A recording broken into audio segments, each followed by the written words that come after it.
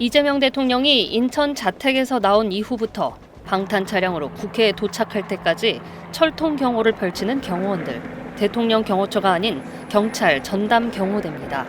경찰청은 이재명 대통령에 대해 대선 후보 시절에 운영되던 경찰 전담 경호대가 기존 경호 활동을 유지하고 있다고 밝혔습니다.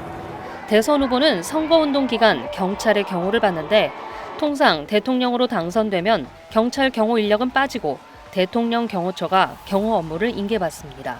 하지만 이재명 대통령은 당선 직후 인사를 마친 뒤 대통령 경호처의 인사 검증이 완료될 때까지 경찰 경호대 경호를 유지해달라는 취지의 지시를 내린 것으로 알려졌습니다. 대통령의 최근접 경호를 경찰이 맡는 것은 처음입니다. 이에 따라 대통령 경호처는 경비구역이 아닌 2선으로 물러나서 활동하면서 경찰과 대통령 경호처가 함께 경호 업무를 수행하는 상황입니다. 전 현직 경호처 관계자들은 윤석열 전 대통령 체포영장 집행 방해 혐의로 현재 경찰의 수사 대상에 올라 있습니다.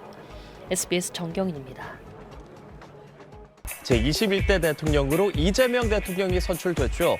그리고 어제 국회에서 취임 선서 행사가 있었는데요.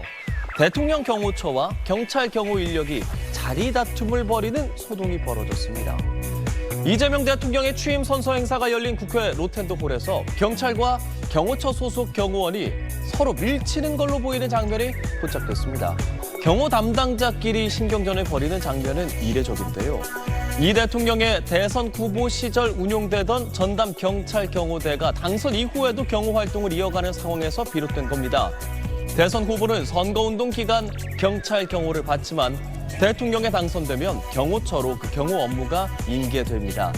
하지만 이재명 대통령은요, 기존 경호처의 수뇌부에 대한 불신을 갖고 있는 걸로 알려졌습니다. 윤석열 전 대통령에 대한 체포영장 집행을 저지하는 데 관여한 인사들이 경호처에 일부 남아있는 만큼 추가 검증이 필요하다는 겁니다.